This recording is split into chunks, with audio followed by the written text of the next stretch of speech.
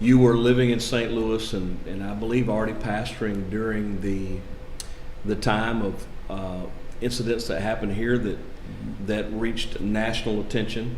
Michael Brown, and then we had protests that took place for a long time after that, and then several years later, there was a judge who had delayed making a decision and hoping that the timing would be better for the health of the city. And when that decision was made, this is even during the time when I had moved to St. Louis, and I observed some of this personally. The declaration was made for 100 days of protests in St. Louis. I actually encountered those protests on several occasions. So I'm setting up this question to ask you, pastoring in this community during this time, what do you think the impact of all of this has been on the local area, and what would you say the experience has been, and what has it cultivated in you as a man of God with a burden in this city to address? You know, that's we have lived in interesting times. Ferguson is a very nice community. It is. There was a bad incident that happened on one street, but Ferguson's very safe, very nice community, very old, a lot of great neat little local restaurants and businesses. So sad to see that happen. And the case you're referring to, I believe, was Stockley. I think it was the name of the police officer that decision was made. So, as I mentioned earlier, St. Louis is a wounded city. There are a lot of great wounds for different reasons. Racism is, whether you like it or not, is alive. It's around. We can't deny it. And so St. Louis has fallen victim to that many times. There's a lot of polarization. We won't deny that. It's historic. It's happened. It's in the books. So there are wounds that need to be healed. And so what happened in Ferguson reopened that wound. And what happened a couple years later with the judge's decision reopened that wound. I have encountered that when I have reached out to different cultures than I do consistently, friends, family, ministry, we keep the conversation going.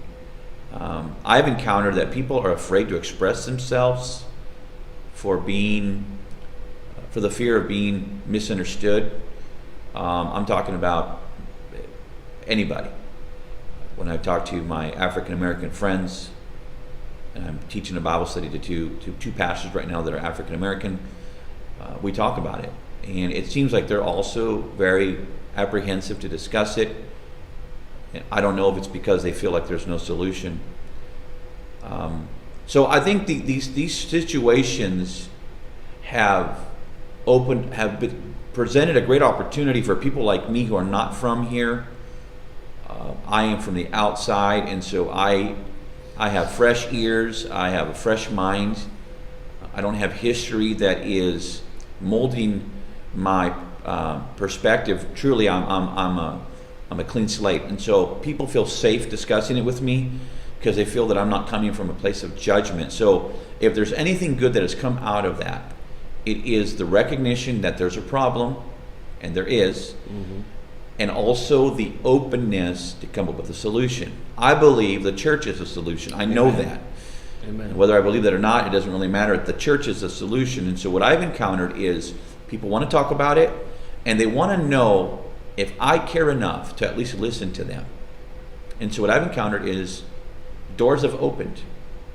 People are hurting. They're looking for someone to stand up and say, we're going to lead you to peace. We're going to lead you to the solution. And yes, the church is a solution.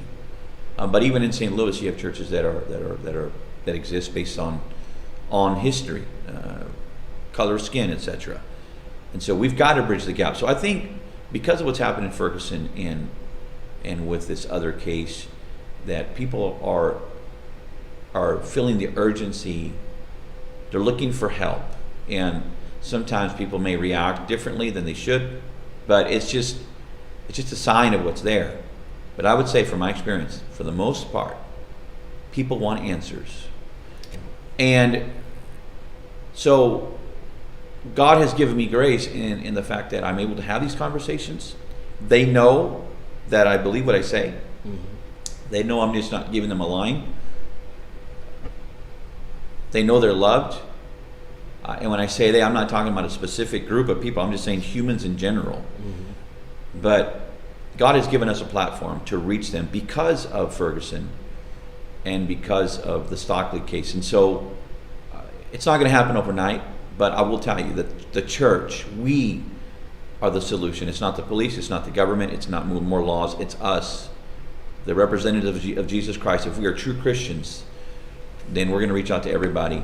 And this is a great opportunity to reach out to them for no other reason than to love them, not to fill up our buildings. They see right through that. If they think you're just inviting them to because you want to meet a quota or you want to fill up your buildings, they smell it. And when I say they, it doesn't matter if it's Spanish or Asian or African American, you name it.